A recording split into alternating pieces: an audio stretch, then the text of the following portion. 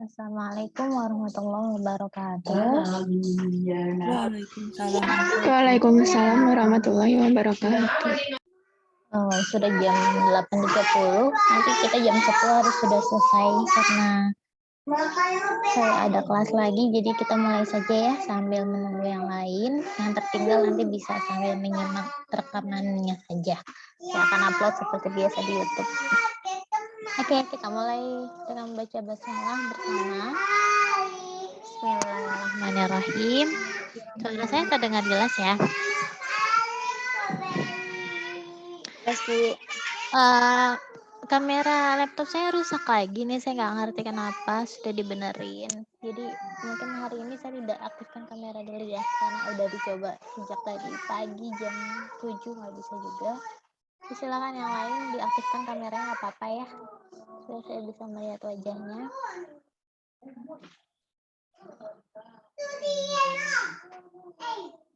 Untuk hari ini kita akan lanjut membahas tentang bagaimana cara menulis pembahasan. Saya sudah melihat beberapa hasil tugas teman-teman semua terkait dengan bagian hasil yang sudah coba ditulis ya. Secara keseluruhan sudah memenuhi ketentuan, tetapi masih ada beberapa yang kurang rapi dari segi margin, kemudian dari segi spasi di dalam tabel, lalu ukuran font dalam tabelnya. Ini perlu dibahas atau tidak? Ada yang mau ditanyakan tidak? Tentang bagaimana cara menulis tabel dan menginterpretasikan bagian hasilnya. Sebelum saya lanjut menjelaskan bagaimana cara untuk membuat pembahasan hingga kesimpulan dan saran.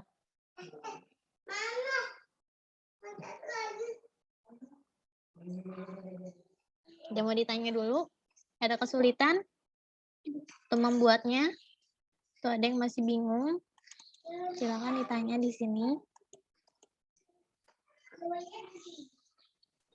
Ibu, saya mau nanya, Bu. Ya, Aisyah. Saya Salwa, Bu. Ini pakai Zoom aja saya. Oh, diganti aja namanya ya? Iya.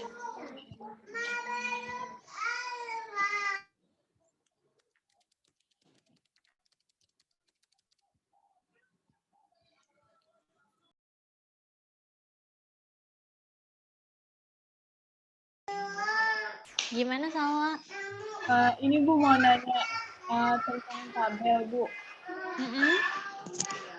Itu kan saya kuesionernya ada 15 soal gitu ya, Bu. Terus dibagi jadi 3, ada aspek kognitif gitu-gitu, Bu. Nah, itu kan pilihannya di kuesioner saya cuma benar atau salah gitu, Bu. Nah, itu untuk variabelnya dimasukinnya ke pernyataan-pernyataannya doang apa cuma di aspek kognitif terus kategorinya benar salah doang gitu, Bu? Semua pertanyaannya. Jadi misalnya aspek kognitif ada berapa pertanyaan? Misalnya ada 5 ya. Iya. Terus aspek apa lagi? Afektif misalnya ya. Ada 5. Nah, itu semuanya dimasukin ke dalam tabel. Gitu. Jadi totalnya ada 15 tabel ya, Bu? 15 variabel, tapi kamu tuliskan aja di atasnya ini sub pertanyaan kognitif, terus ini sub pertanyaannya apa, yang bawahnya sub pertanyaan apa, kayak gitu Salwa. Iya, makasih ya, Bu. Ya, jelas ya. Yang kamu buat seperti apa? Kamu kelompok berapa? Kelompok 16. 16 dari kelas B. Kelas B.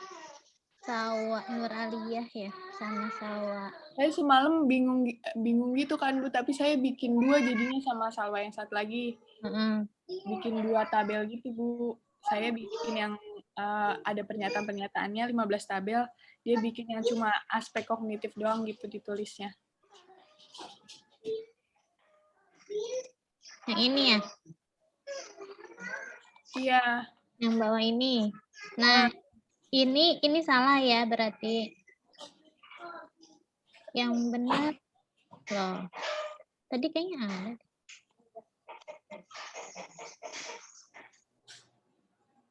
Mana? Yang tadi kayaknya ada deh. Udah ada itunya. Baru segini doang yang diupload.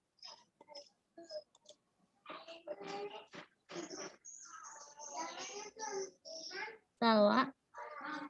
Iya, belum dimasukin, Bu. Soalnya kata Salwa yang satu lagi, kita masukin yang ini aja dulu. Tapi saya udah bikin lagi satu lagi tabelnya. Ya udah dibikin aja. Iya. Terus ini referensinya baru 4 yang buat di apa namanya? Di bagian pendahuluan 1, 2.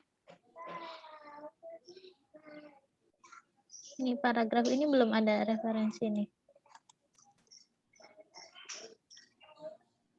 4.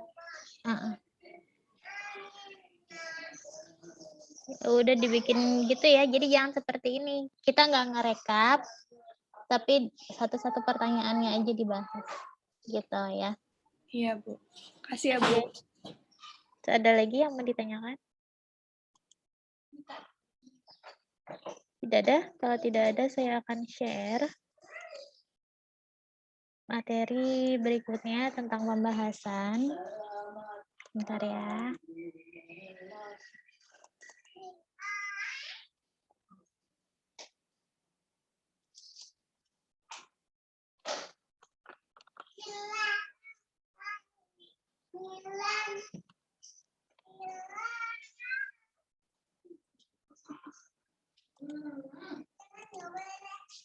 Terlihat ya, PPT-nya sudah ada.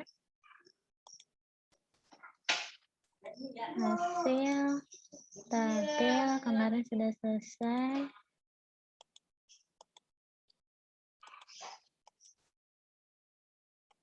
Nah, sekarang pembahasan. Oke. Setelah menulis bagian hasil, ya dalam artikel ilmiah itu kita akan review sedikit dulu ya. Review sedikit. Coba saya mau nanya ke beberapa mahasiswa di sini. Bagian yang paling atas yang ditulis dalam artikel ilmiah itu apa ya? Ada nggak Anisha Dwi? Anisha Dwi ada? Iya, Bu. Kita review bagian paling atas sekali. Yang apa namanya? Yang ditulis apa? Yang ditulis itu pembagian yang terpenting dari seluruh isi artikel kita. Iya, paling atas apa?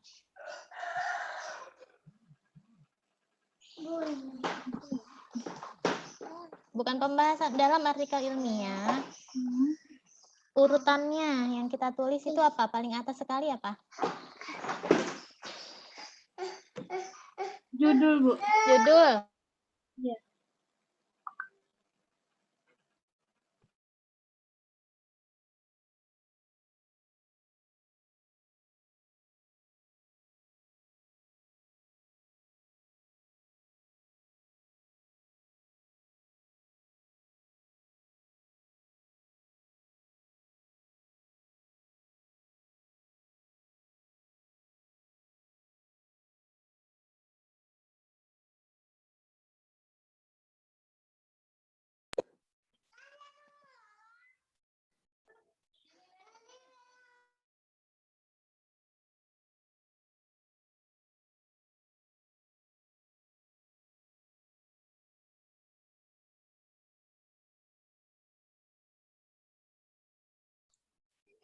Setelah bagian judul apa?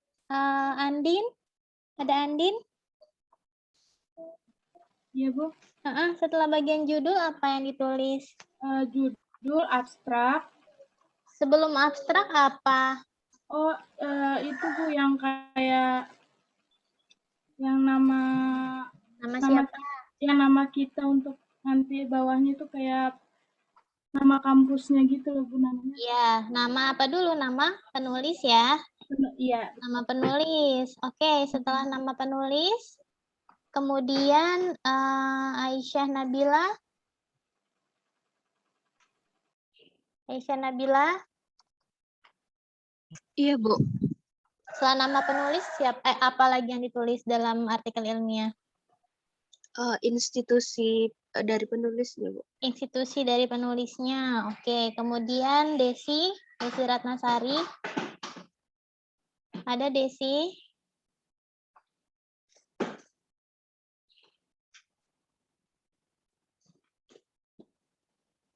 Desi Ratnasari. Desi. Halo. Oh iya, Bu. Ya. Setelah penulis dan institusi, bawahnya apa lagi? Email. Email. Email tulis ya. Email atau apa?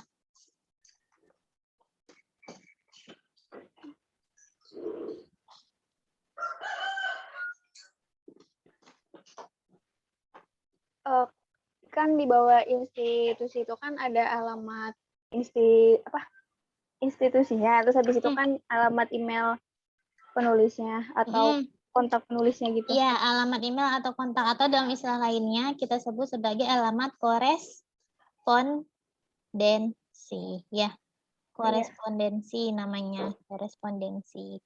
Nah, kemudian jadi ada beberapa beberapa ketentuan ya dari jurnal yang membuat publikasi itu hanya meminta alamat email, tapi juga ada yang minta mencantumkan alamat lengkap.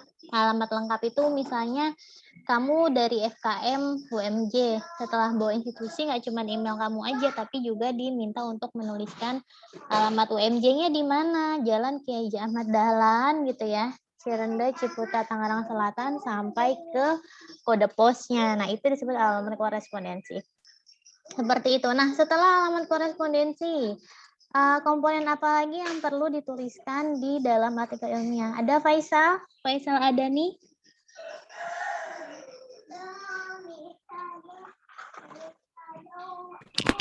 Ada, Bu. Iya, Faisal. Setelah alamat korespondensi, bagian apa yang kita tulis dalam artikel ilmiah?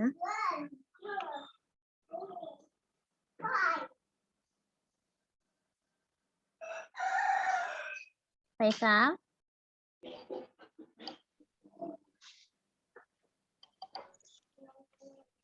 Halo, Faisal.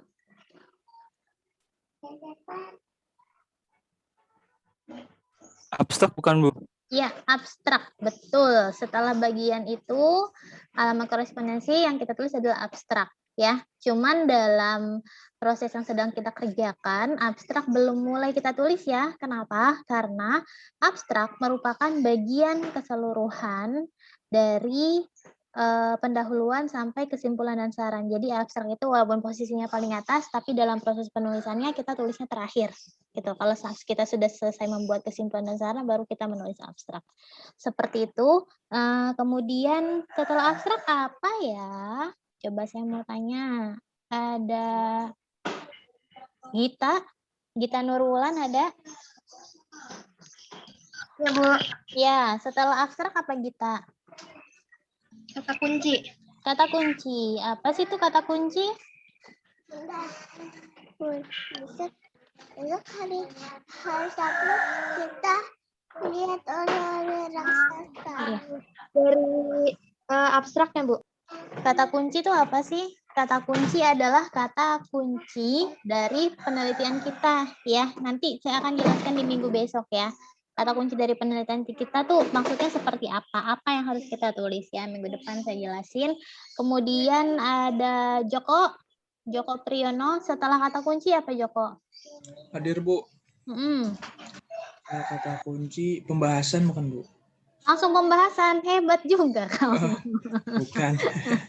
Setelah kata kunci apa?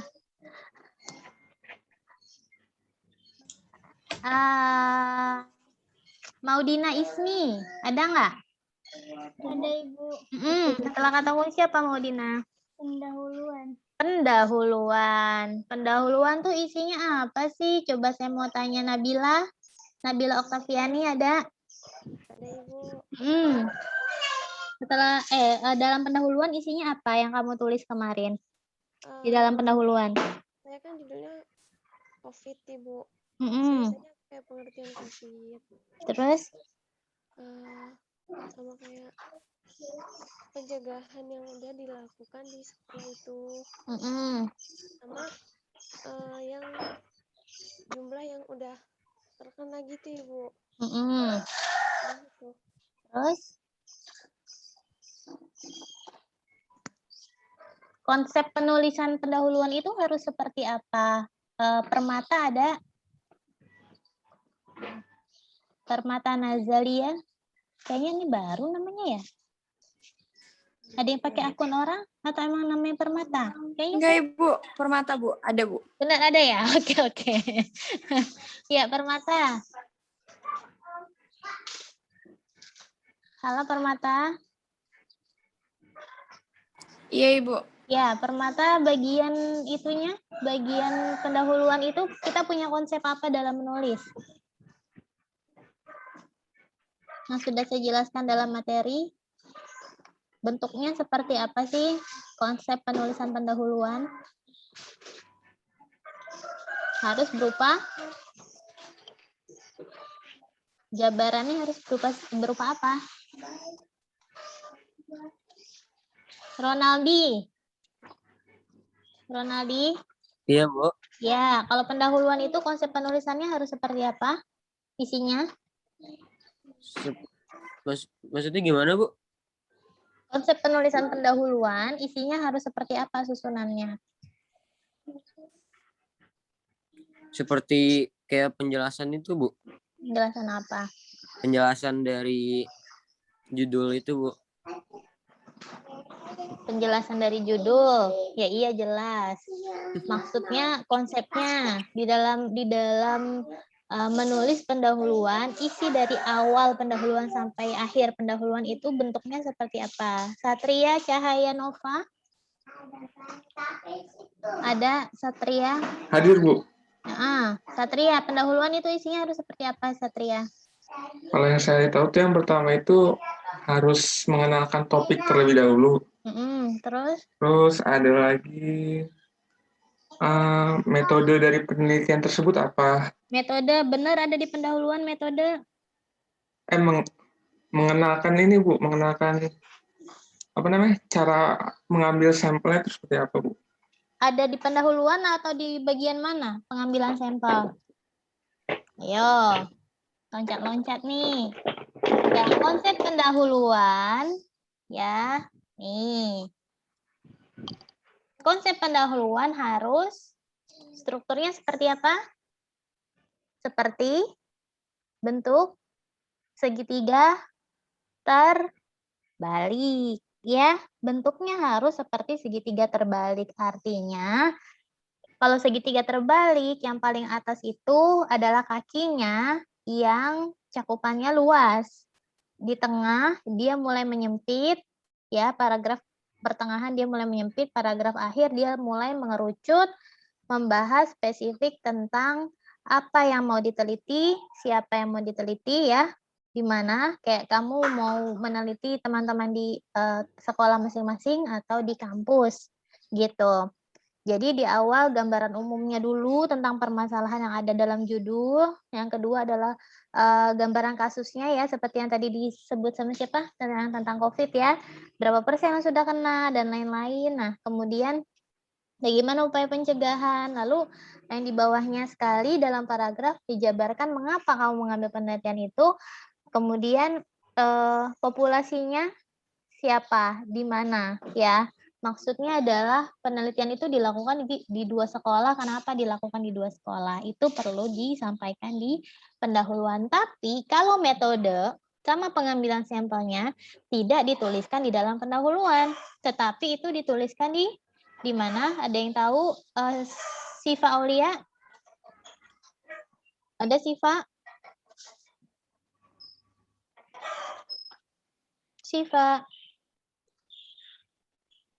Aulia, halo, kameranya on,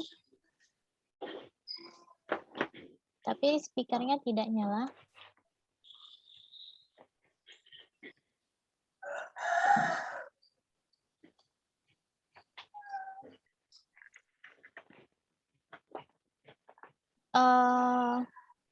Cindy ada?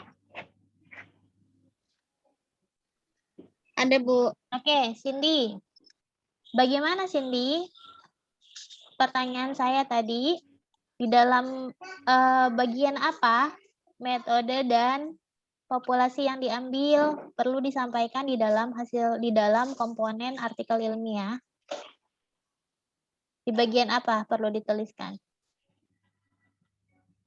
Di bagian metode bukan, Bu?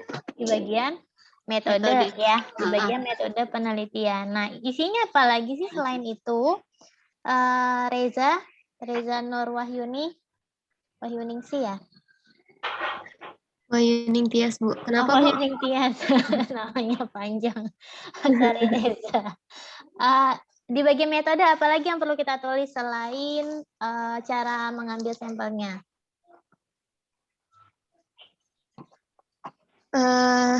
Tujuan iya nggak sih, Bu?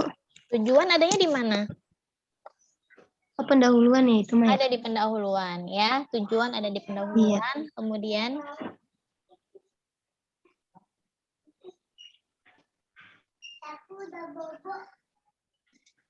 terus apa yang ada di dalam metode? Yang kemarin template yang sudah saya berikan, ada pernyataan tentang apa saja sih informasi yang perlu disampaikan? Rahma Wulan ada? Ada, Bu. Iya, Rahma. Apa saja yang perlu ditulis di dalam metode?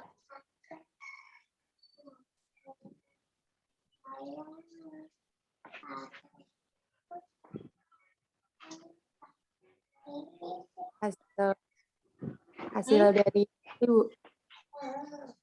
Apa yuk?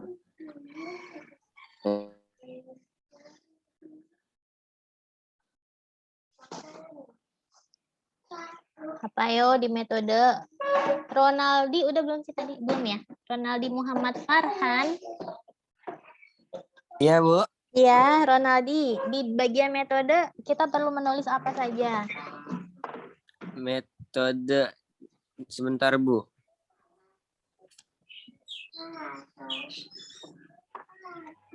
Metode itu isinya cara penelitiannya, Bu.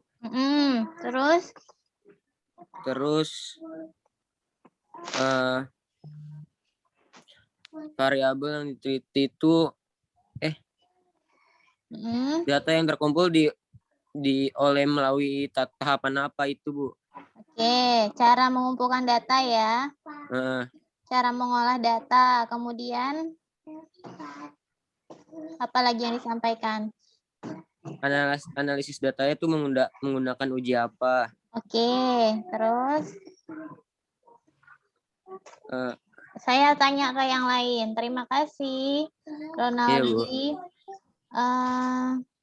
Tias Aprilia ada? Ada, Bu. Ya, Tias. Apalagi informasi yang perlu disampaikan dalam metode? Metode itu yang ditulis sedikit tapi bobotnya besar ya.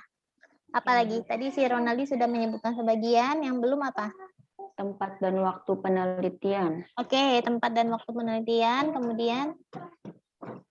Terus jumlah sampel atau populasinya. Jumlah sampel dan populasinya. Terus apa lagi? Terus pengambilan datanya dilakukan melalui apa gitu, Bu? Cara pengambilan data ya. Cara pengambilan data dan terus variabel. Variabel apa saja yang diteliti. Ya, jadi banyak sekali komponen yang dituliskan dalam metode, namun ditulis dengan singkat karena tidak ada teori yang disampaikan. Nah, kemudian di bagian hasil itu ada apa saja yang perlu kita tulis? Saya mau tanya Winona, ada Winona? Winona.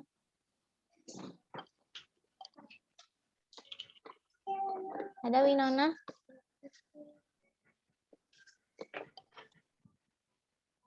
Winona.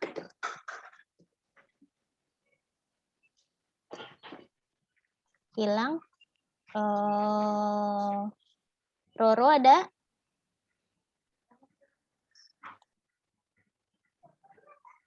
Roro ada, Roro? Roronya ada 2, Bu. Roro Triananda.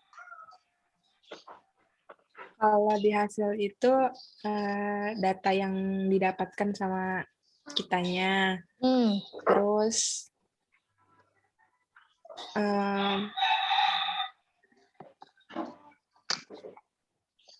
Terus? Menguraikan hasil dari pembahasan itu ya, Bu. Kenapa? Menguraikan hasil dari pembahasan itu tanpa pembahasan, terus ada interpretasinya, Bu. Ada interpretasi. Biasanya penyajian hasil dalam bentuk apa sih? Saya mau tanya yang lain sebentar.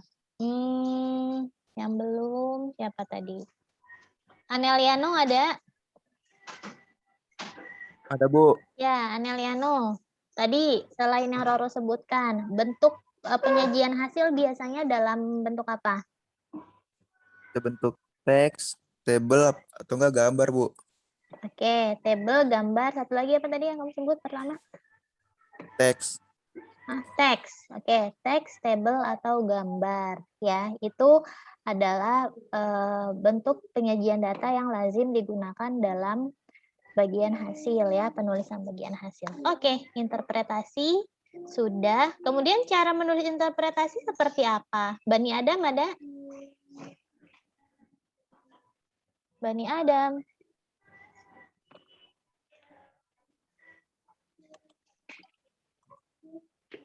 Bani Adam.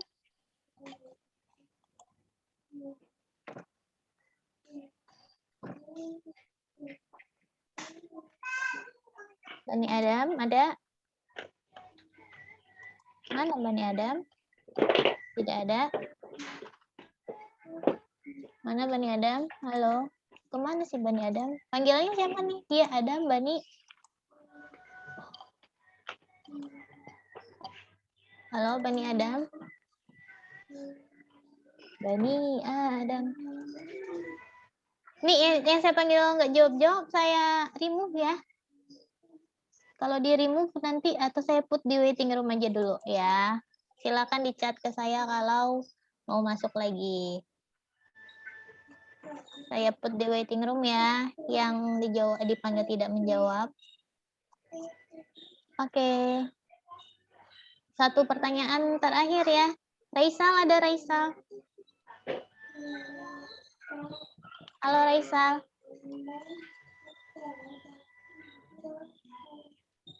Raisal.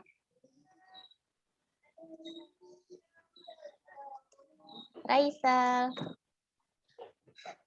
Nggak ada juga Raisal. Kemana Raisal? Halo, suaranya kedengeran kan ya? Kedengeran ya? Kedengeran. Kedengar, Bu. Kemana ini Raisal? Raisal, halo.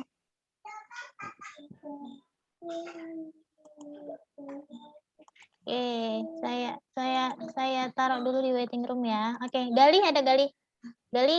Gali Nabila. Ya, cara menulis interpretasi seperti apa? Dari presentasi yang besar ke kecil. Dari besar ke kecil apanya tuh? Presentasinya. Apanya? Persentasenya. Oke, atau proporsinya atau penyajian datanya ya. Cuma yang perlu diperhatikan, ini saya melihat ada beberapa yang miss nih saat penyajian tabel. Penyajian tabel itu urutannya jangan diurut sesuai dengan besar kecilnya. Ya, yang paling besar di atas, yang kecil di bawah. Tetapi penyajian tabel tetap diurutkan sesuai dengan pilihan jawaban yang ada di dalam kuesioner. Jadi misalnya kamu bikin pertanyaan yang jawabannya ada, tidak pernah, kadang-kadang, sering, sama selalu, ya. Kan itu urutannya yang atas tidak pernah, kadang-kadang, sering, sama selalu. Tapi misalnya yang pertanyaan dengan jawaban kadang-kadang itu paling banyak yang menjawab. Dia posisinya tetap harus di nomor 2. Yang tidak pernah harus yang tetap atas walaupun persentasenya 0. Gitu ya. Jadi silakan di cross check lagi oleh masing-masing kelompok bagaimana tata cara penulisan urutan kategori dalam tabel yang sudah dibuat. Jadi jangan dirubah sesuai dengan pilihan jawaban yang ada di kuesioner ya. Yang perlu dirubah hanya pada interpretasi saja. Saat kamu interpretasikan bacaannya atau urutan membaca tabelnya baru berdasarkan yang paling besar dan yang paling kecilnya saja. Itu ya teman-teman. Jelas ya sampai sini? Oke, nah sekarang kita akan berdiskusi tentang bagaimana cara menulis pembahasan. Nah, pembahasan ya adalah bagian terpenting dari keseluruhan isi artikel ilmiah. Kenapa? Karena di sini akan menggambarkan bagaimana kedalaman analisis seorang penulis. Ya, jadi ketika data itu sudah kamu kumpulkan, kemudian sudah kamu tulis dalam bagian hasil dan sudah diinterpretasikan, bagaimana pemahaman kita sebagai peneliti terhadap hasil yang sudah didapat. Dari mana itu perlu ditulis ya? Di dalam pembahasan itu harus menjawab masalah penelitian atau menunjukkan bagaimana tujuan penelitian itu dicapai. Jadi, kalau kamu mau tahu gambaran tentang perilaku pencegahan COVID dengan 3M misalnya ya, pada mahasiswa atau pada teman-teman alumni SMA kamu, maka di situ perlu kamu bahas bagaimana kondisi yang kamu temukan dalam hasil penelitian itu. Yang pertama, ternyata misalnya pada penelitian yang kamu lakukan 50%-nya masih tidak patuh memakai masker misalnya. 50%-nya patuh. Nah, kamu perlu kaji mengapa bisa tidak patuh, ya. Kamu bisa bandingkan data itu pada hasil penelitian orang lain yang melakukan penelitian yang sama topiknya. Topiknya tentang perilaku pencegahan dengan 3M juga. Bagaimana proporsinya? Tapi perlu dilihat pada remaja. Ini suaranya siapa ya? Desi lagi dengar musik apa, Desi? Annoying sekali. Desi, kamu dengar saya atau dengar musik?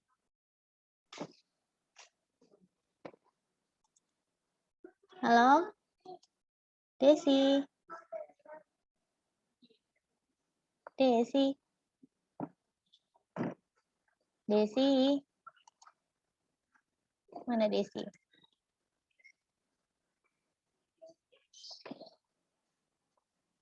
Oke. Kemudian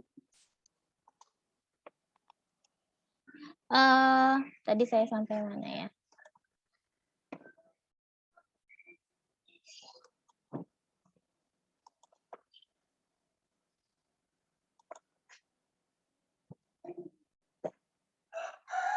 Tadi saya sampai mana ya? Bahasnya ya, saya lupa.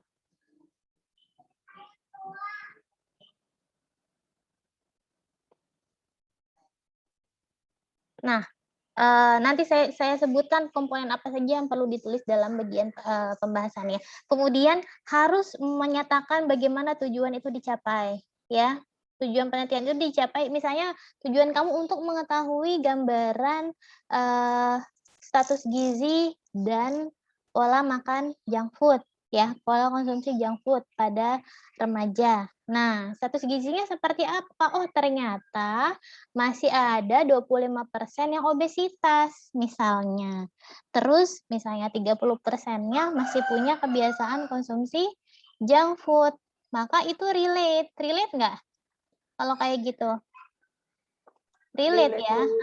Relate berarti kayaknya ini walaupun kita tidak analisis lebih lanjut, kamu boleh menafsirkan bahwa tingginya proporsi antara kedua kelompok tersebut ya, kelompok yang obes dengan kelompok yang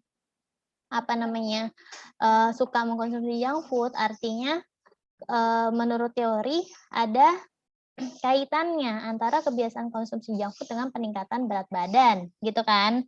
Nah, itu perlu kamu masukkan sumber teorinya dari mana, misalnya dari buku tentang gizi, gitu ya.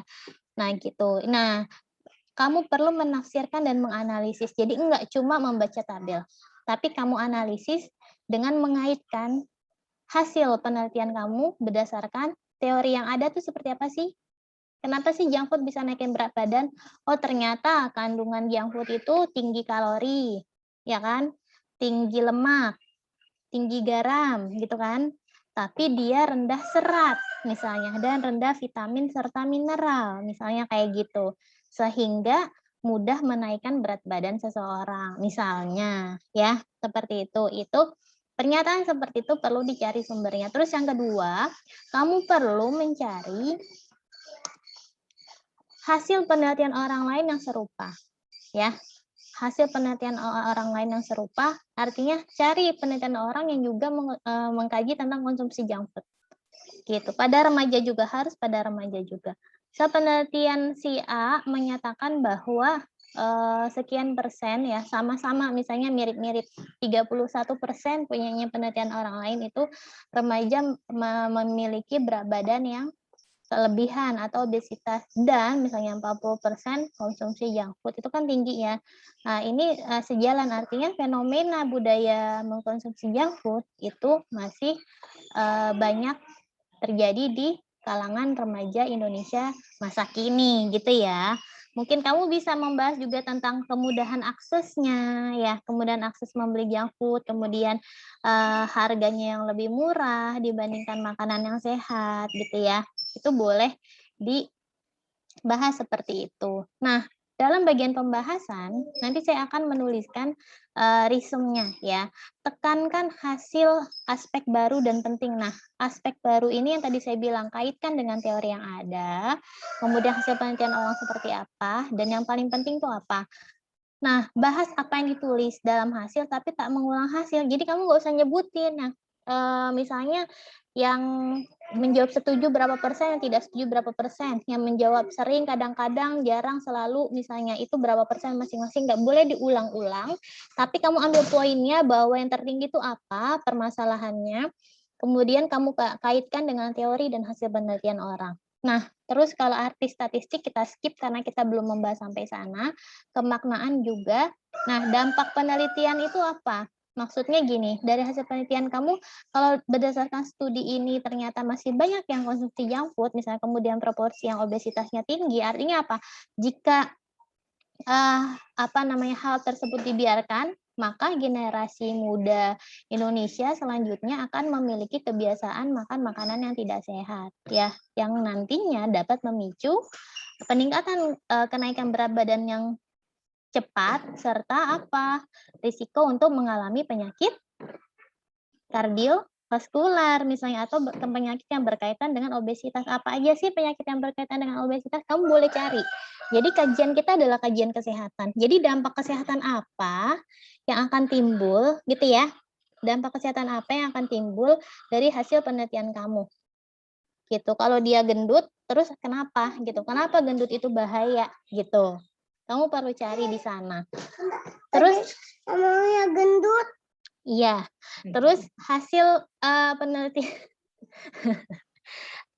dalam bagian pembahasan kamu juga tulis keterbatasan. Jadi keterbatasan dalam penelitian kamu tuh apa saja kamu sebutkan, misalnya penelitian ini dikumpulkan secara daring. Jadi peneliti tidak dapat memantau secara langsung ketika si responden menjawab. Ya, ketika si responden menjawab itu kan dia ngisinya jarak jauh ya, kita nggak bisa mantau apakah dia jujur atau tidak. Kemudian, ya, terus yang kedua peneliti tidak bisa menjamin bahwa responden menjawab dengan sejujur-jujurnya, misalnya ya, karena dilakukan dengan daring gitu kan. Terus misalnya jumlah analisisnya baru sebatas univariat, tidak dianalisis lebih lanjut untuk menguji hubungan karena memang belum masuk ke dalam kapasitas mahasiswa tingkat 2 gitu ya. Itu boleh dimasukkan ke dalam pembahasan. Nah, terus tadi saya bilang hubungkan dengan penelitian lain, tadi sudah saya jabarkan ya. Nah, seperti itu. Jadi cara menulis pembahasan seperti itu. Nah, saya mau memberikan contoh.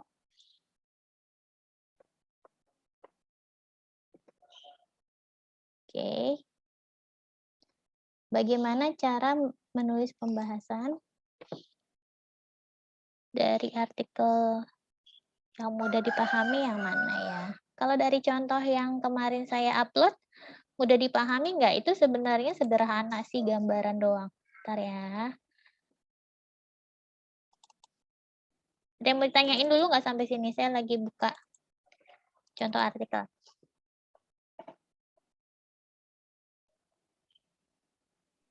Bu, saya pengen tanya deh. Iya, silakan. Kalau nulis pembahasan itu pakai dari referensinya nggak, Bu?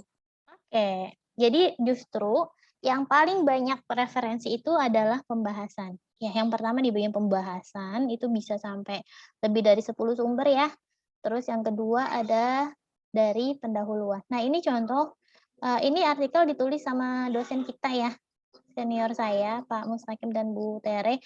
Cuma ini dipublikasikannya dalam jurnalnya IAKMI Tangerang Selatan yang baru banget terbit. Jadi, analisis hanya gambaran saja pun bisa dimasukkan ke dalam hasil penelitian dan dipublikasikan dalam jurnal. Jadi saya mau membuat budaya menulis ilmiah sejak dini gitu. Jadi teman-teman walaupun masih tingkat bawah level kuliahnya tapi sudah bisa menulis dengan baik. Nah, ini sudah ada ya di folder materi. Nah, ini pembahasan. Di bagian pembahasan, itu dia menuliskan, nah secara teori, nah gini, dia masukin teori. Ingat kalau teori itu masih boleh 10 tahun terakhir, jadi ini diambilnya tahun 2012, nggak apa-apa. Ya, maksimal sekali tahun 2011. Nah, dibahas, ini kan tentang perilaku merokok nih, pengetahuannya ya, pengetahuan sama sikapnya tentang perilaku merokok. Terus ditulis di sini, secara teori misalnya, apa saja sih yang ditulis? Nah, ini teorinya dulu, baru dibahas tentang kalau di sini merokok secara remaja agar terlihat dewasa dan bebas, misalnya ternyata terus pengaruhnya itu pengaruh teman sebaya yang merokok itu berkontribusi membuat remaja yang lain untuk merokok juga. Nah, kemudian dia bahas hasil penelitiannya dia. Di tabel 1 ternyata menurut usia paling banyak di atas 10 tahun yang merokok. Nah, kamu bandingin lagi menurut penelitian yang lain, ya ternyata kalau di anak remaja itu banyak yang berusia 13 sampai 15 tahun. Seperti itu nih, saya gedein deh. Nah, ini di bagian pembahasan nih. Jadi kamu bandingin nih, ini satu penelitian orang, Samratul sama Yoyo. Terus kemudian jadi kalau misal variabelnya banyak, paling enggak kamu cari satu jurnal yang bisa membandingkan hasil penelitian kamu sama penelitian orang. Kalau variabelnya banyak, misal kamu punya 10 variabel. Sebentar ya.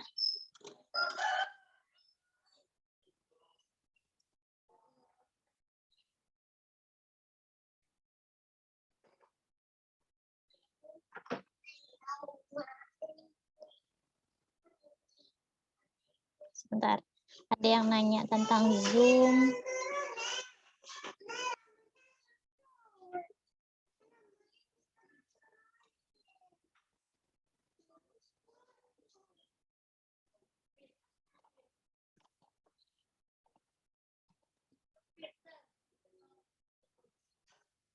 Nah, jadi yang ditulis kayak gimana? Yang ditulis pertama teori gimana sih? Terus yang kedua hasil penelitian kita dibandingin pada hasil penelitian orang. Sebenarnya kuncinya itu, ya. Ya, ini teori lagi. Terus kalau ada undang-undang boleh kamu bahas undang-undang, gitu. Ini contohnya sudah jelas kok. Nah, cuman kamu cerita itu di dalam pembahasan runut ya. Yang kamu bahas itu runut dari pertama Nur Alifah. Oke.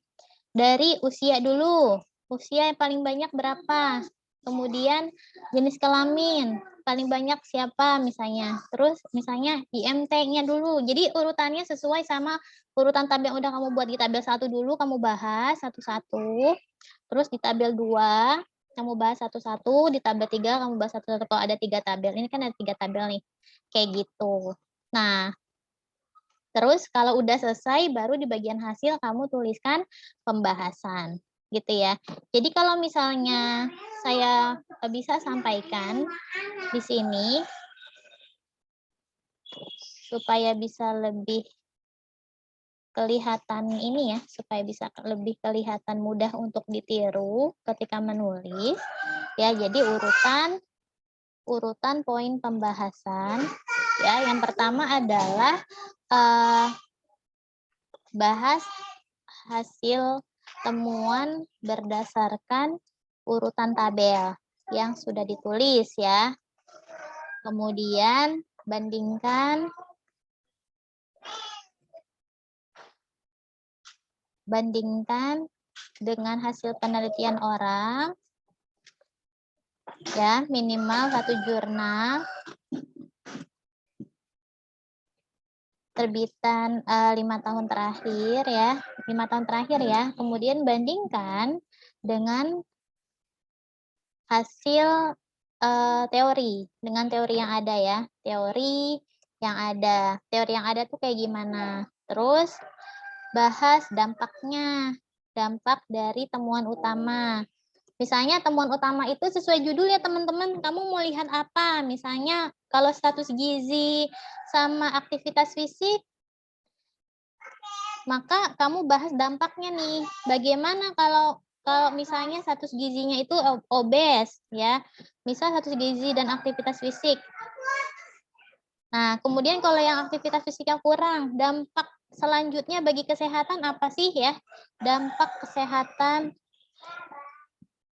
dari temuan utama. Terus baru poin terakhir adalah keterbatasan penelitian ya di paragraf berikutnya. Jadi pembahasan itu bisa panjang sesuai dengan jumlah tabel dan jumlah variabel yang disajikan dalam bagian hasil. Jadi setiap satu variabel, umur, kamu bandingkan sama satu jurnal yang bahas tentang umur juga ya, yang bahas tentang umur juga, kelompoknya sama tentang kelompok remaja yang kamu teliti, sama-sama remaja, terserah mereka mau jurnal orang tuh remajanya mau di mana nggak apa-apa.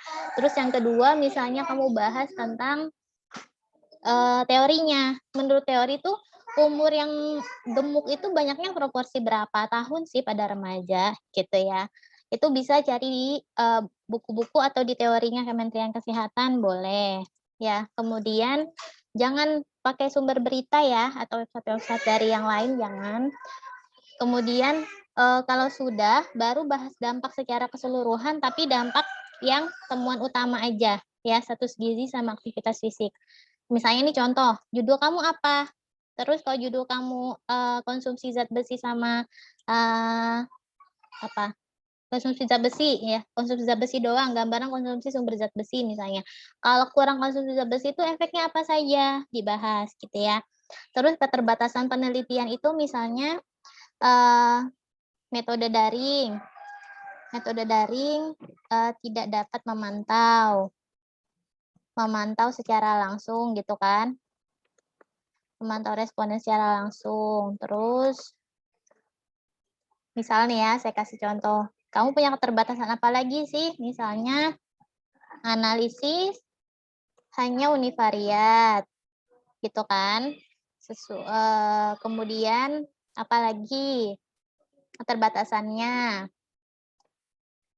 bisa disampaikan gitu ya, tapi alasannya juga apa disampaikan gitu. Ini adalah urutan poin pembahasan. Kira-kira kebayang nggak? Nah, saya akan kasih satu contoh buat nulis pembahasan dari hasil yang sudah ditulis sama teman kelompok. Kemarin yang saya bahas buat bikin itu siapa? Buat bikin tabel hasil siapa? Kelas apa kelas B? Kalau nggak salah kelas A, Bu, yang kelompoknya Fitri. Oke, sekarang saya bahas kelas B ya. Kelompok 10 siapa nih? Saya random aja nih. Nah, ini Adifa sama Cindy. Pengetahuan dan sikap remaja putri tentang konsumsi sumber zat besi. Misalnya ini ya, punya Adifa. Ada nggak orangnya? Adifa sama Cindy. Oke, kita cek dulu. Ini hemoglobin gram DL apa mgdl? Satuannya gram DL apa mgdl ya? Itu aku lihat dari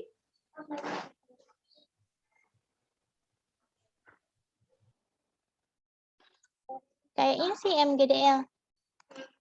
Kalau gram, oh gram ya, benar ya? Gram DL ya? Oke. Iya, Bu. Gram DL. Nah, ini nggak usah nih. Kita nggak kayak gini bikin referensinya ya. Nggak pakai footnote ya, Adifa. Kayaknya saya nggak nyontoin footnote deh. Emang di contoh ada footnote-nya? Nggak ada footnote-nya. Ya, jadi nggak usah pakai footnote. Sumber-sumber ini ntar adanya di bagian hasil, di bagian daftar pustaka aja. Jadi ini nggak usah kayak gini ya. Jadi kamu langsung bikin insert bibliografi. Nah, di sini cukup, di sini aja. Oke? Oke, Bu. Nah, nanti dihapus ya footnote-nya. Kita nggak perlu footnote. Nanti setelah teman-teman sudah selesai menulis semua, sampai selesai ya, kesimpulan saran, abstrak, dan lain-lain, saya akan review secara keseluruhan, saya kasih input, terus kamu punya tugas untuk merevisi 1 kali. Ya, merevisi 1 kali, baru hasil revisiannya itu akan menjadi nilai, nilai akhir kelompok, gitu. Mau presentasi nggak? Kita nih sesi keberapa ya? Masih ingat nggak? Ada ingat nggak? Coba saya lihat di e-learning.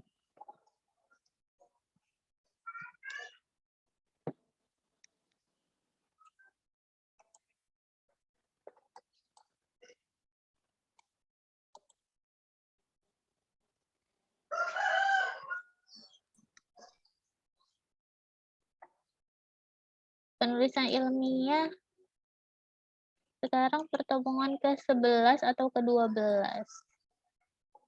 12, Bu. 12 ya, berarti kan masih ada 2 sesi lagi ya. Nah, hari ini bikin pembahasan sama kesimpulan dan saran. Jadi minggu depan saya akan jelaskan cara membuat, pembahasan aja dulu deh hari ini, karena pembahasan panjang. Minggu depan baru kita bikin kesimpulan saran,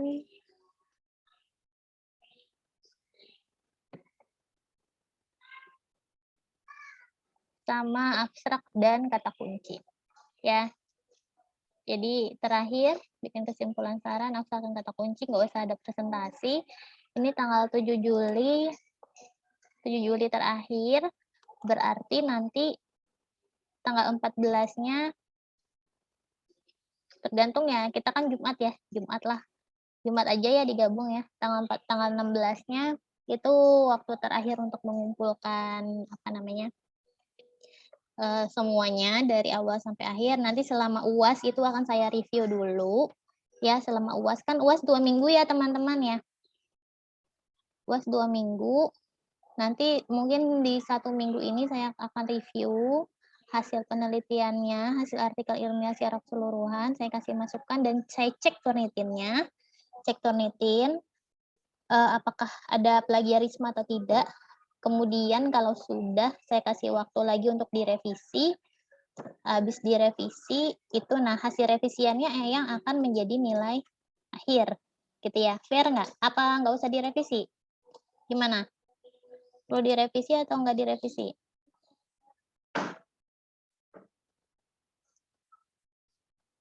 Jadi nggak ada UAS nih, saya nggak akan ganggu waktu UASnya kalian. Jadi kalian nanti submitnya sebelum UAS ya, di tanggal 16 ya, di tanggal 16 sebelum UAS sudah submit artikel ilmiahnya, sudah selesai kan UASnya tanggal 18 nih, sampai tanggal 30.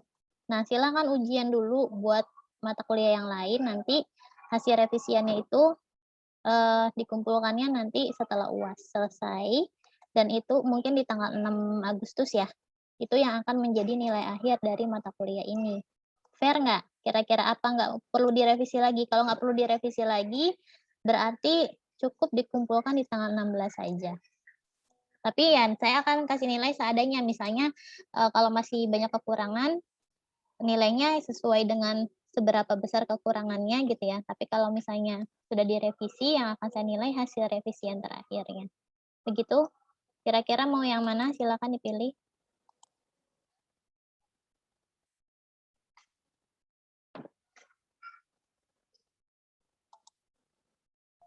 Kok diam? Revisi aja, Bu. Ya, Syarifah? Revisi aja, Bu. Sampai revisi ya? Iya, Bu. Bentar.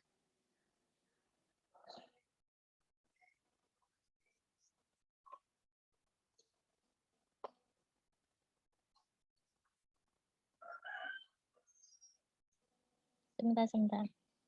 Oke, revisi ya. Jadi ngumpulin terakhir itu nanti di tanggal setelah UAS aja, di tanggal 6 Agustus. Ya, di tanggal 6 Agustus. Nah, nanti hasil penelitian kamu akan saya submit ke jurnal. Ya, Saya nggak akan minta kalian submit ke jurnal. Mungkin nanti saya aja yang akan submit ke jurnal. Jadi nanti kalau misalnya ada ketentuan untuk bikin surat pernyataan yang pakai tanda tangan, biasanya peneliti itu harus bikin surat pernyataan misalnya gini, pernyataan originalitas.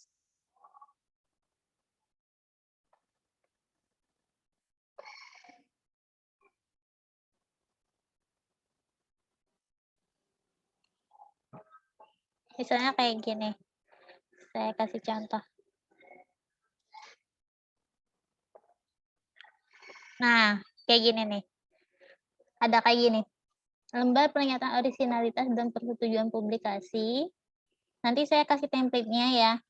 Jadi nanti silakan ada beberapa file yang perlu diupload. Saya akan kasih ketentuannya apa saja. Nanti silakan diupload di folder yang sama. Di folder yang sama itu. Nanti kamu tanda tangannya kayak gini.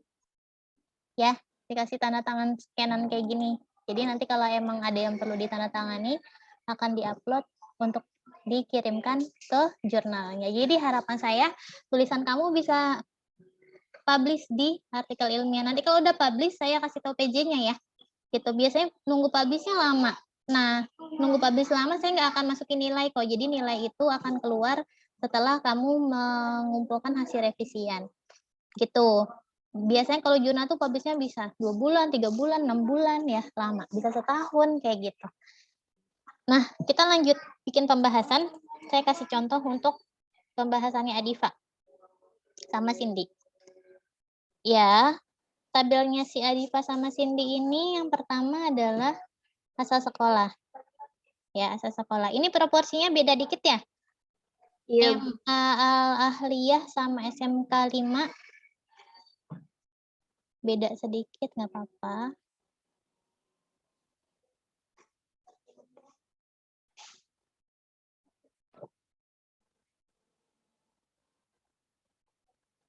Bentar, saya lihat dulu. Nah, saat bikin spasi, satu aja spasinya ya. Nih, dibikin satu spasi aja. Sebenarnya ini, ini cuma asal SMA doang ya? Yang ini yang kemarin kamu nanya ke saya ya? Iya, Bu. Karakteristiknya, kamu nggak nanya usia ya? Enggak. Udah deh, nggak apa-apa. Nggak apa-apa. Nah, ini spasinya dibikin satu spasi aja, jadi dia agak nempel, terus posisinya ditaruh di tengah. Teman-teman biasakan menata tampilan yang eye-catching ya, maksudnya ini tuh persentasenya tuh kelebaran gitu. Jangan lupa nih garis atasnya mana, say? Variabel kategori N-nya, pakai tambahan garis atas nih. Top border ya. Dikasih top bordernya nggak ada nih. Nah, kayak gini. Kalau top bordernya tebel, samain tebelnya sama yang punya yang bawah. Yang mana sih tebelnya semana? Saya nggak tahu nih tebelnya semana. Tadi diatur sendiri ya. Saya nggak tahu tebelnya semana. Nah, kemudian ini jangan terlalu lebar-lebarnya buat semua ya. Masukannya, jadi nanti sambil diedit-edit lagi tampilan hasilnya. Jangan lebar-lebar banget. Kita kecilin aja. Karena kan dia nggak butuh space banyak nih. Justru yang butuh space banyak itu adalah nama variabel. Susah amat sih nyari titiknya. Di mana sih dia? Di sini. Nah, variabel supaya C sama D-nya ini nggak kepisah vitaminnya.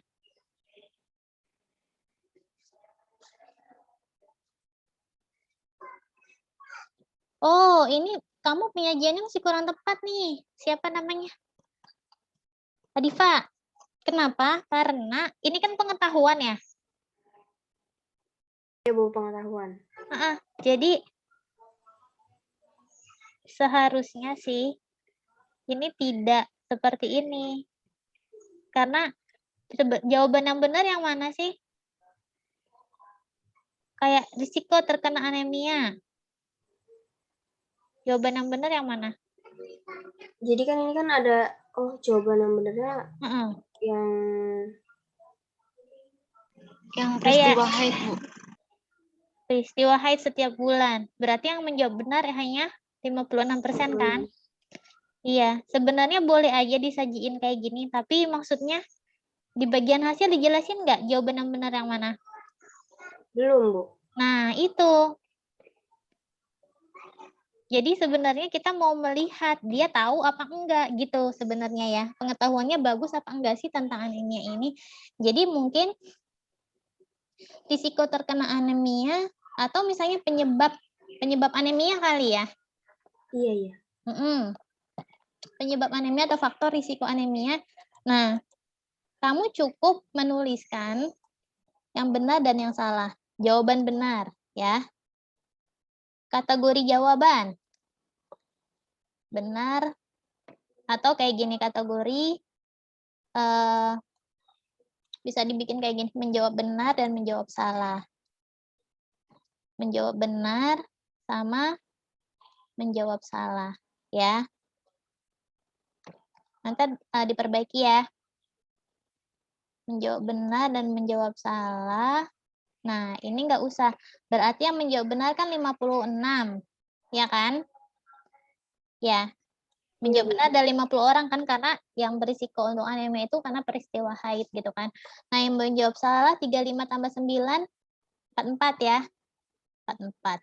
Jadi ternyata masih ada 44 orang yang belum tahu bahwa haid itu bisa menyebabkan kita berisiko untuk terkena anemia. Jadi kayak gini yang benarnya. Ya. Jelas ya Diva ya? Jadi jangan pilihannya semua gitu.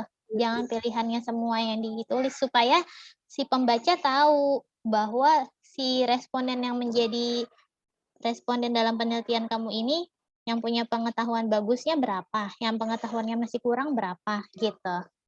Ya. Jadi nanti silahkan diperbaiki. Ini untuk bagian hasil. Jadi saya ngoreksi nih. Ini yang benarnya ya. Silahkan yang bawah-bawahnya dilanjutkan. Terus untuk tabel 3, gambaran sikap. Ini nggak apa-apa kayak gini. Kalau tidak ada yang menjawab, ya pertama tampilannya silahkan dirapikan lagi ya. Nah, kalau tabelnya kayak gini teman-teman, ini kan dia makan motong halaman ya. Motong halaman. Lebih baik kamu bikin halaman baru. Ya, jadi nggak kepotong tabelnya. Terus, ini mana kepalanya tabel? Spasinya tuh dibikin 1 spasi. Tabel itu kalau nggak salah saya udah tulis ketentuan. Tabel itu 1 spasi, kemudian fontnya 10 saja, ya. Dan tolong diseragamkan. Kalau kamu bikinnya Times New Roman, ya Times New Roman aja gitu ya. Nah ini digeser ke tengah. Loh. Jadi begini. Digeser ke tengah saja supaya kelihatan bagus. Nah, ini kok masih ada yang gede-gede ya. Times New Roman 10. Oke. Nah, ini tampilannya kayak nah, ini kan udah lumayan fit ya. Ini agak turun-turun ke bawah karena ada rentang. Nah, ada rentang di sini jaraknya tadi yang saya bilang. Kalau persentase N dia nggak perlu spasi atau nggak perlu ruang terlalu banyak, jadinya disempitin aja supaya kita punya ruang yang lebih luas untuk si variabel. Si variabel tuh agak panjang kan. Nah, supaya dia nggak skip. Kemudian, ketika ada yang menjawab tidak setuju, ketika tidak ada yang menjawab tidak setuju, jangan dikosongin. Tetap tulis 0. Oke? Gitu ya. Ini kan kamu kosongin nih. Yang nggak jawab kamu kosongin kan? Nah, tidak boleh seperti itu. Jadi harus dituliskan 0. Gitu. Terus kalau misalnya ini, Bu, pertanyaan saya panjang, terus ini tampilannya kurang rapi nih, sangat setuju sama setujunya dia ada gap gitu misalnya. Saya udah coba geser-geser, tapi tabelnya jadinya panjang banget misalnya. Kalau misalnya masih bisa ditarik kayak gini, nggak masalah ya. Ini kan jadi rada rapi nih. Sangat setuju, setuju, tidak setuju, sangat tidak setuju. Atau kalau misalnya kamu mau pakai simbol, nggak apa-apa. SS, ya. Saya tadi mau ngapus.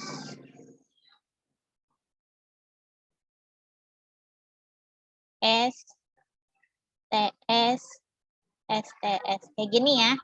Nah, dibikin kayak gini misalnya semuanya supaya rapi tampilan tabelnya. Kayak gini. Tuh. Kan jadinya nggak ada spasi yang kebuang-buang gitu maksud saya. Ini supaya fit ya tampilan tabel. Jadi kita belajar merapikan tampilan tabel juga. Nanti habis ini saya ajarin bikin pembahasan. Ibu nanti di bawahnya dikasih keterangan nggak, Bu? Di interpretasi yang kamu kasih keterangan. Oke, ya, Bu. Ya, SS, STS, STS itu apaan sih? Kamu kan nanti kamu baca satu-satu tuh dalam interpretasi kan.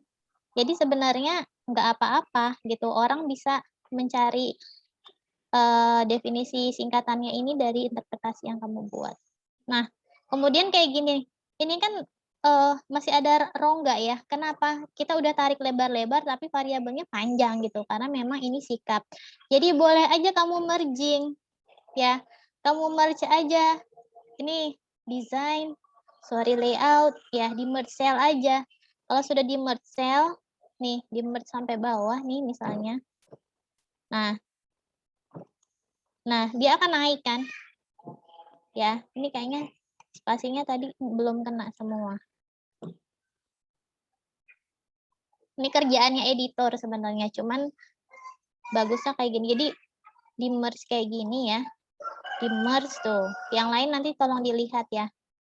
Kalau punya variabel yang panjang-panjang, pernyataan sikap, pernyataan pengetahuan, itu kan panjang-panjang. Itu di merge aja.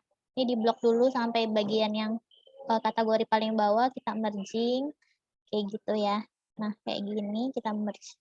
Supaya tampilannya rapi. Kemudian nanti tabelnya nggak terlalu lebar banget. Ini estetikanya. Tapi kalau kamu submit ke jurnal, nanti editornya yang akan memberi komentar, misalnya tampilan tabel terlalu lebar atau apa, kita sebenarnya harus ngedit sendiri. Nah, kalau udah di merging, terus kita mau bikin yang rada rapet, bisa. Kita rapetin dikit. Susah banget nih. Kalau susahnya nyari garis yang nggak ada garisnya begini ya. Posisinya di mana sih? Nah, nih, kalaupun dia numpuk, nih kan, jadi 2 baris karena kita udah merge, kategorinya nggak terpengaruh kok. Gitu. Caranya kayak gini. Nah, kayak gini. Ya, jadi kan lebih enak dilihat ya. Lebih fit gitu. Nah, terus yang kosong-kosong ini silahkan diisi 00 nih. Nih, TSS-TS-nya belum. Gitu ya. Tuh. Ini saya merahkan, perlu kamu lengkapi lagi. Begitu. Dapat dilihat. Nah, berdasarkan tabel 3 dapat dilihat setelah 3 nggak usah dititikin, langsung aja. Dapat dilihat bahwa remaja mengonsumsi ini merah. Mengonsumsi kayaknya buang, mengonsumsi makanan gitu ya yang mengandung zat besi. Adapun konsumsi makanan gizi seimbang, sangat setuju dan boleh kamu giniin. Oke, ini sudah interpretasinya yang di sini risiko terkena anemia. Berarti nanti interpretasinya agak dirubah juga ya, Adifa. Iya, Bu. Ya, interpretasinya dirubah.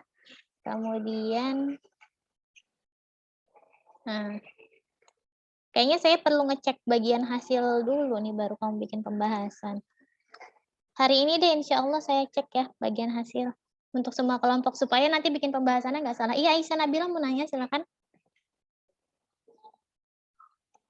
Aisyah Nabila angkat tangan.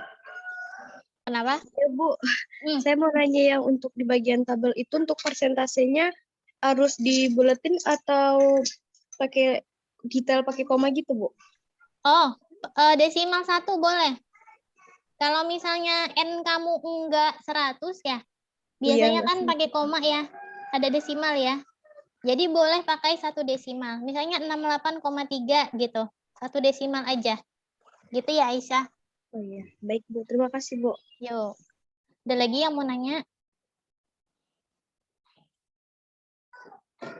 Oke, kalau tidak ada kita lanjut ya. Nah, kita mau masuk ke bagian pembahasan. Misalnya, kita bikin di sini pembahasan. Saya kasih contoh 1 ya. Pembahasan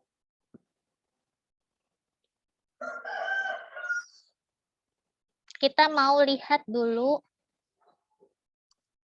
Kalau asal sekolah, ini nggak usah dibahas. Kenapa? Karena ini cuman kayak ngasih tahu doang gitu. Oh, sekian yang dari sekolah A, sekian yang dari sekolah B. Nggak perlu ada alasan, nggak perlu kamu cari hasil jurnal orang gitu, karena ini cuman data kita gitu ya. Jadi nggak usah dibahas kalau asal sekolah saja. Tapi kalau usia boleh, karena ada kaitannya. Terus jenis kelamin boleh. Mana sih yang paling banyak makan junk food, misalnya cewek atau cowok, misalnya itu boleh dibahas gitu ya. Terus, nah risiko terkena anemia, ini kan pengetahuan ya. Pengetahuan. Kamu untuk pengetahuan, kamu bahas tentang pengetahuan tentang risiko terkena anemia. Biasanya kalau kita cari di jurnal, ya,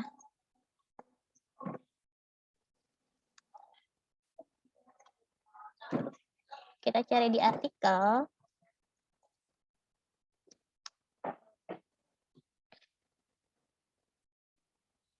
ini ibu hamil,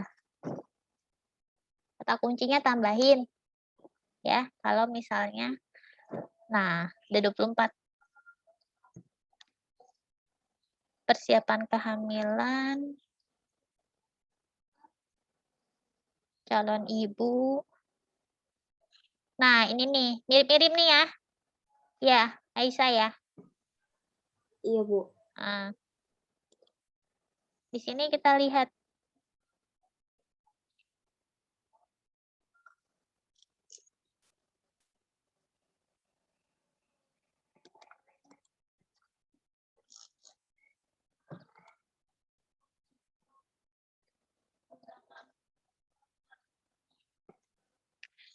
Kita lihat full text-nya. Kalau di penelitian orang itu biasanya pengetahuan itu dia nggak bahas satu-satu. Nah, kayak gini. Tapi dikategorikan. Kurang sama baik. Jadi, misalnya kamu kan punya pertanyaan pengetahuan itu ada, tadi mana sih? 10 ya? Nah, ada 4 pertanyaan. Ya kan?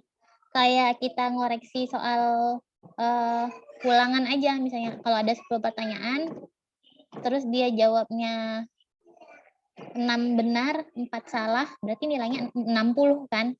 Ya kan? 60 itu definisinya sudah bagus atau belum gitu. Kita kategorikan misalnya kalau 70 ke atas dikatakan pengetahuannya sudah baik. Kalau 70 ke bawah pengetahuannya kurang baik. Berarti yang 60 ini pengetahuannya kurang kan? Nah, maka ini sebenarnya tingkat lanjut, tapi saya nggak akan meminta kamu untuk itu, maka saya minta kamu sajikan secara umum aja gambaran pengetahuan. Nah, ini pengetahuannya kurang sama baik, kamu boleh bahas. Ya, ambil hasil penelitian dia dengan membandingkan hasil penelitian kamu. Misalnya dari keseluruhan ini, kayak dampak anemia, konsentrasi belajar menurun, selalu terlambat datang bulan, atau bibir pecah-pecah, yang benar kan yang ini ya? Iya, benar yang ini kan? Yang benar yang ini. Terus, kebiasaan menghambat penyerapan zat besi yang mana? Nah, ini salah nih. Masih banyak yang jawab salah nih, ya kan? Masih banyak yang belum paham bahwa ini yang benar yang mana? Minum teh dan kopi kan? Ya kan? Cuma 43% yang benar, yang salah itu 57% yang salah. Nah, kamu bahas satu-satu, terus kamu bandingin sama jurnal yang punya hasil tentang pengetahuan. Bu, kalau hasil pengetahuannya dia kayak rangkumannya doang gimana? Kalau emang kamu susah nemu nggak apa-apa, gitu. Kamu bisa bandingin. Buat secara keseluruhan pengetahuannya kurang atau baik. Jadi ini misalnya kita mesti ngeliat dulu nih. Tadi yang saya benerin yang ini ya, ini belum di merging. Belum di merging. Kita merging aja dulu. Nah, supaya ininya nggak ke itu. Nggak kelongkak. Nah.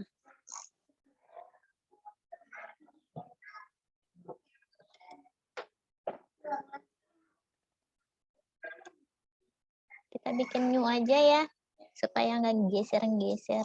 Kelihatan di layar. Oh. Salah tarik saya.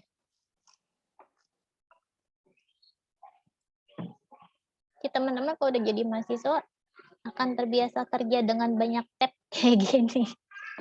Ya. Nah, kan dulu SMA gimana? Jadi kerjanya ya beginilah. Nah, kita bikin kayak gini ya. Kita bikin kayak gini. Kita bandingin dua gini.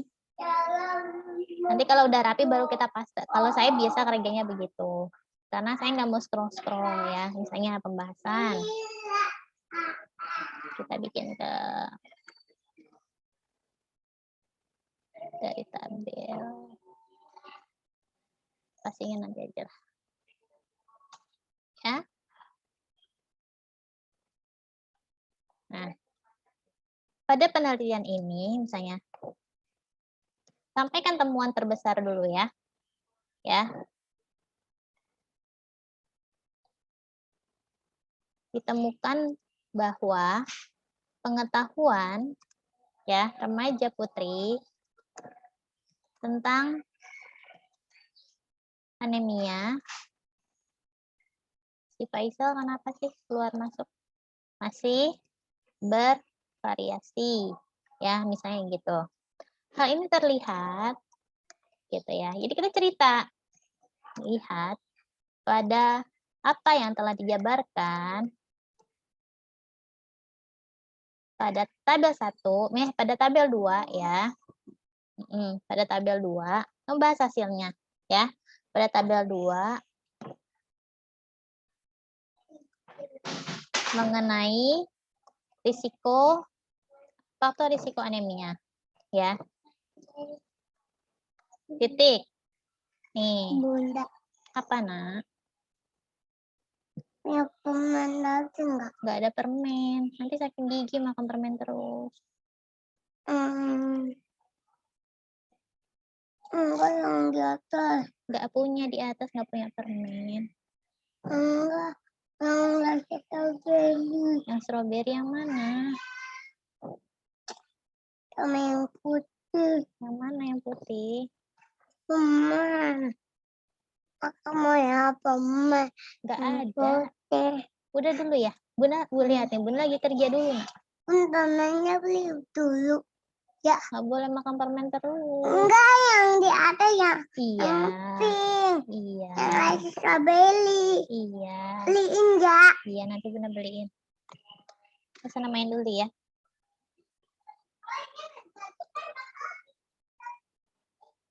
Nah, di sini kan kita mau bahas yang ini nih, risiko terkena anemia ya. Ya.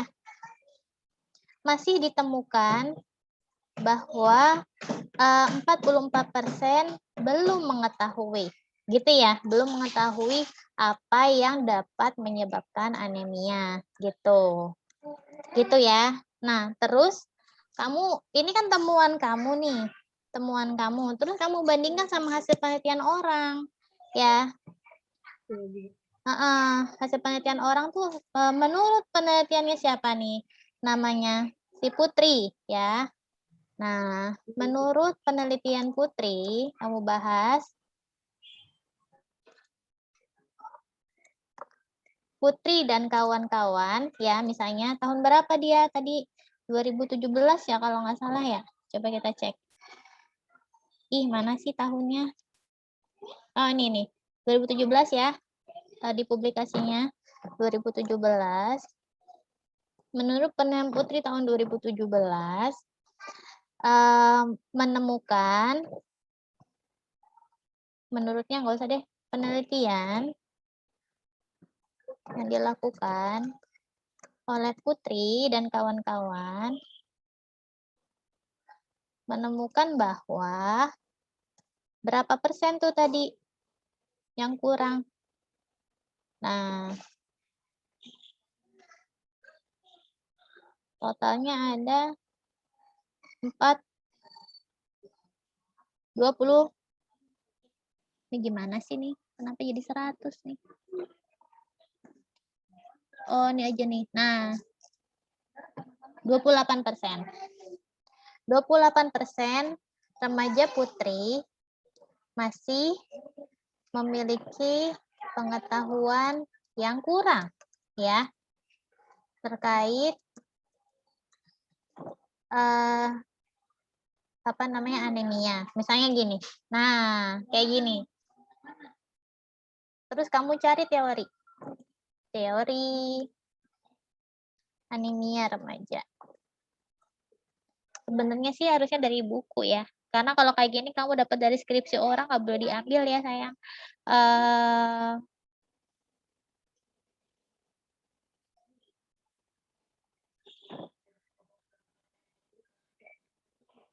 Ini teori karena kita kata kuncinya teori ganti. Risiko anemia remaja. Kemenkes. Nah, Kemenkes.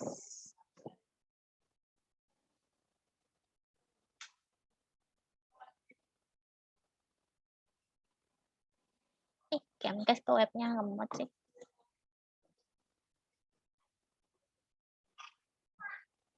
Jadi kita cari teori kenapa pengetahuan itu penting untuk mencegah anemia.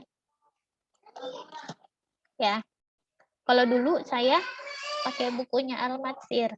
Nah, ini 2018 aman ya. Saat kamu nyari sumber, biasakan cari, lihat dulu tahunnya. Ya, kalau tahunnya udah aman, baru kamu baca isinya. Jangan kamu baca isinya dulu, terus kamu bagus nih isinya, taunya sumbernya udah jadul gitu. Jadi kamu cari tahunnya dulu.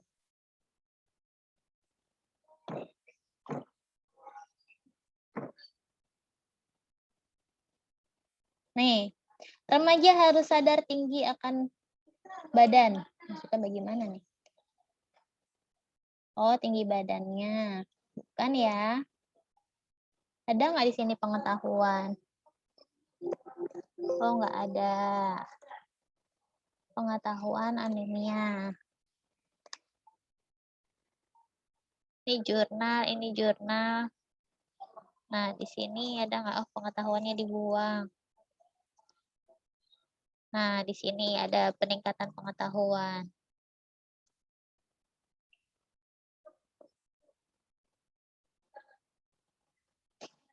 Kita cari kata kuncinya pengetahuan. Nah, di sini penting untuk meningkatkan pengetahuan, ya. Jadi kamu baca terus kamu simpulkan, ya.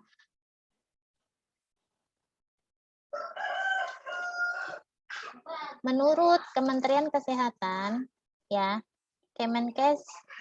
menurut Kemenkes, ya, meningkatkan pengetahuan remaja putri terhadap faktor risiko ya, dapat meningkatkan gitu ya, atau berkaitan dengan tindakan perilaku remaja untuk berpola hidup sehat, mencegah anemia. Misalnya kayak gini. Ya, misalnya ini yang didapatkan dari teks kamu. Kan ingat jangan copy paste ya. Gitu. Misalnya remaja yang kurang paham tentang faktor risiko anemia cenderung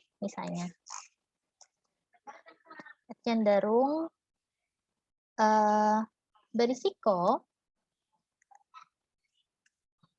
untuk terkena anemia. Gitu ya, kayak gini. Nah, titik selesai. Ini sumbernya udah 2 nih, satu paragraf. Yang pertama Putri dan kawan-kawan sama Kemenkes. Nah, Kemenkesnya mana? Ini linknya, nanti kamu paste, kamu copy, kamu insert bibliografi, kamu pakai Mendeley Web Importer, ya. Jangan lupa. Nah, sign in dulu. Ingat ya caranya ya. Jadi setiap sekali kamu dapat sumber,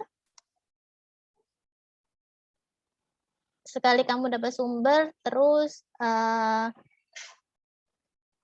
langsung kamu masukin ke dalam Mendeley, langsung kamu insert bibliografi, kamu insert citation ya, insert citation ke dalam bagian pembahasan. Itu dicicil kayak gitu sampai nanti setelah selesai pembahasan baru diinsert bibliografi.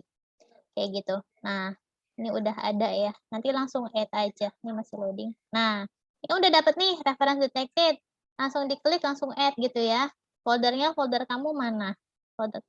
Kalau saya foldernya ada beberapa. Nah, folder kamu yang mana disesuaikan. Kayak gitu. Tapi saya nggak mau masukin karena saya nggak pakai ini. Nah, terus insert bibliografi. Kalau sudah selesai, tadi komponen apa lagi yang perlu dibahas? Tadi sudah, bandingkan dengan hasil penelitian orang, sudah dapat. Bandingkan dengan teori yang ada. Terus bahas dampak kesehatan. Nah, kok yakninya ke sign out ya? Sebentar.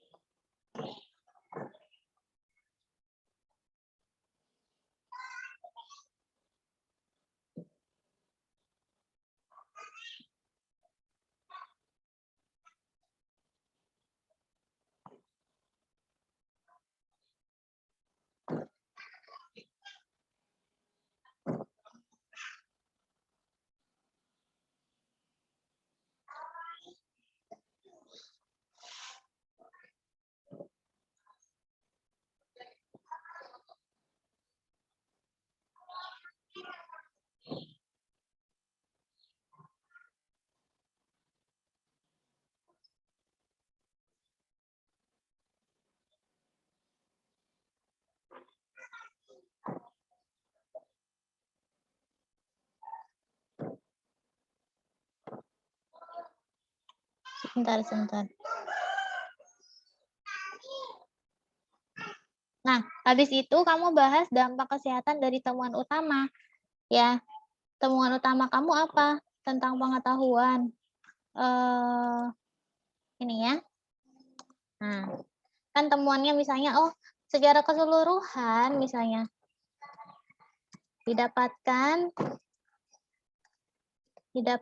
bahwa pengetahuan remaja tentang anemia masih kurang gitu ya, atau rendah gitu. Nah, jika hal ini terjadi, misalnya berkelanjutan, ini analisis kamu ya, tapi pakai sumber, maka remaja putri akan semakin berisiko gitu ya untuk terkena anemia hingga dewasa, misalnya kayak gitu. Nah, terus kamu cari referensi apa dampak anemia yang berkelanjutan ya. Anemia yang berkelanjutan.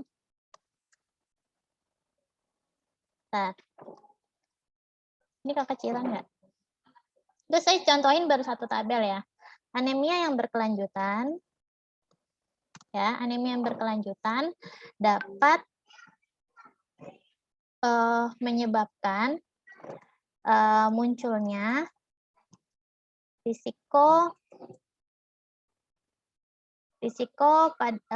banyak risiko pada perempuan gitu. Banyak risiko pada perempuan ya.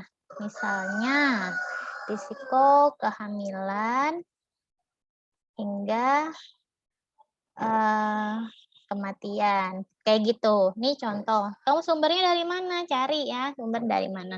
Terus, kalau udah dibahas semua variabel seperti ini ya. Jadi misalnya kamu ada berapa variabel? Kamu ada 10 variabel, berarti dalam pembahasan kamu ada 10 paragraf yang bahas satu hasil penelitian sama satu teori gitu ya. Terus ini simpulan kamu dari temuan utama berdasarkan judul.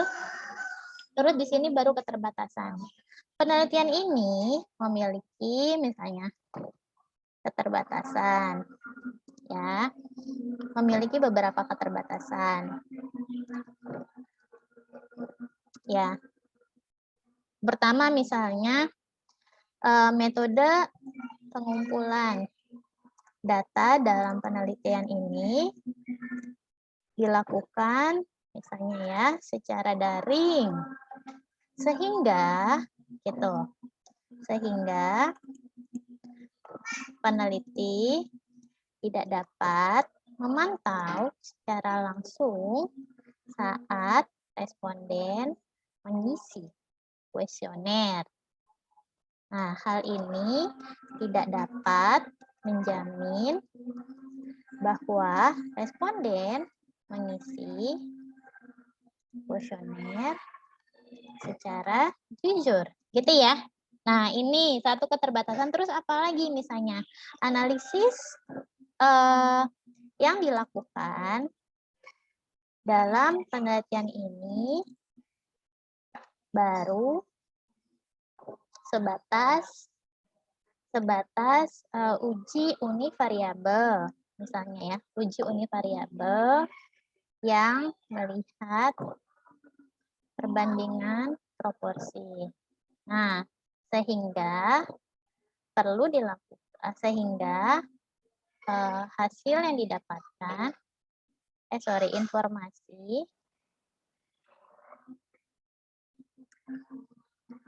yang didapatkan masih terbatas, maka perlu dilakukan analisis lebih lanjut oleh peneliti berikutnya, misalnya.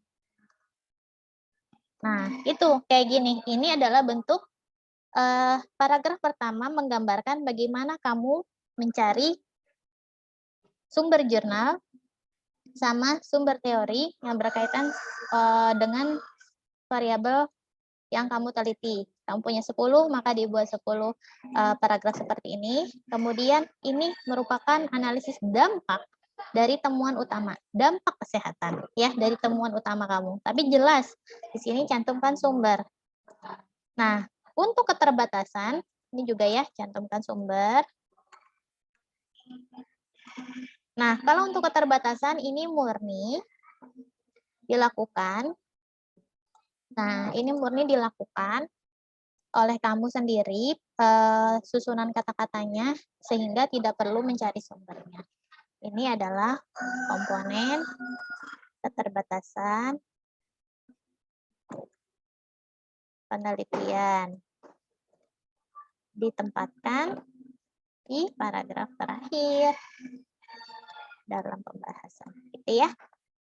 Sampai sini jelas bagaimana cara menulis pembahasan? Jelas, Bu. Ya, ada yang mau ditanyakan? Ada yang mau ditanyakan? Tidak? Ibu, saya mau tanya. Iya, silakan. Kalau misalkan jumlah variabelnya ada 24, berarti nyari jurnalnya itu harus 24 juga, Bu? Ada gini, 24 itu 24 paragraf yang dibahas gitu. Kalau misalnya ada yang mirip-mirip yang menjadikan satu paragraf nggak apa-apa. Terus yang kedua, kalau misalnya dalam satu sumber ada variabel-variabel yang mirip ya, yang sama yang kamu teliti. Jadi ternyata kamu cuma dapat 5 jurnal tapi isinya jangan 5 lah ya. Misalnya 10. Misal kamu dapat 10 jurnal, nah dari 10 jurnal itu isinya ada 25 variabel yang kamu teliti sama. Ya udah berarti 10 jurnal aja. Jadi misalnya dalam 5 paragraf cuman bahas satu jurnal yang sama, tapi komponen variabelnya ada semua di situ nggak apa-apa, gitu ya. Jadi bukan berarti harus dari 25 jurnal yang berbeda, bukan. Tapi jangan sampai kamu cuma bandingin sama satu jurnal. Semua variabel kamu bandingin sama satu jurnal, itu juga salah. Gitu. Ada lagi yang mau ditanyakan? Makasih, Bu. Ya, jelas ya? Jelas, Bu. Jelas, Roro. Oke. Terus ada lagi nggak yang mau nanya?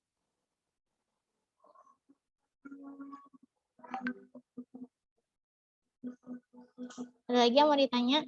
Ibu, saya mau nanya.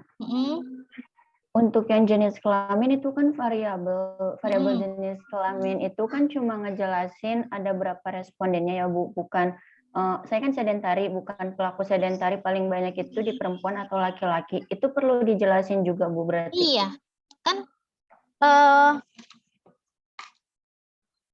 kalau jenis, tapi kalau misalnya cuman iya sih nggak usah juga nggak apa-apa deh. Jadi bahas itunya, kecuali kalau kita bandingin ya, kalau kita bandingin misalnya yang sedentari itu lebih banyak perempuan atau laki-laki, nah itu perlu pakai SPSS, kita belum sampai sana. Jadi nggak usah juga nggak apa-apa, gitu ya. Baik, tapi kalau misalnya, oke. Mungkin itu ya, saya ada kelas lagi. Nanti tolong Sarifah sama Alvina kasih tahu saya siapa saja yang tidak hadir hari ini. Kalau sudah, kita cukupkan ya. Saya akan mengecek dulu secara keseluruhan. Mungkin kalau tidak nanti malam atau besok pagi baru saya kabari kalau sudah selesai dicek oleh saya setiap kelompoknya. Supaya kalau emang di bagian hasilnya ada yang perlu diperbaiki dulu tampilan hasilnya. Habis itu baru dibikin pembahasannya gitu ya. Jadi tetap minggu depan tugasnya kita ketemunya Jumat aja ya, tanggal 2 Juli. Supaya kamu punya waktu yang lebih panjang buat bikin bagian pembahasan. Tolong dicicil, jangan dikerjainnya hari Kamisnya gitu ya sampai malam Jumat, tapi tolong dicicil. Ya dari Senin sampai Minggu, saya mau istirahat Minggu, ya udah cicil dari Senin, Selasa, sedikit-sedikit aja dicicil supaya nggak terlalu berat ngerjainnya. Kan berdua tuh. Ya jadi yang perlu diperbaiki nanti silakan diperbaiki dulu. Terus selanjutnya ditambahkan ke pembahasan. Jadi minggu depan kita ketemu, saya akan ngejelasin bagaimana caranya bikin kesimpulan dan saran, bagaimana cara bikin abstrak, dan kata kunci. Gitu. Oke? Ada yang mau ditanya? Tidak ada? Jelas ya? Oke, kalau sudah jelas, kita sudahi dengan membaca hamdalah bersama. Alhamdulillahirrabbilalamin. Alhamdulillahirrabbilalamin. Terima kasih. Assalamualaikum warahmatullahi wabarakatuh. Waalaikumsalam warahmatullahi wabarakatuh. Terima kasih, Bu. Ya, terima kasih.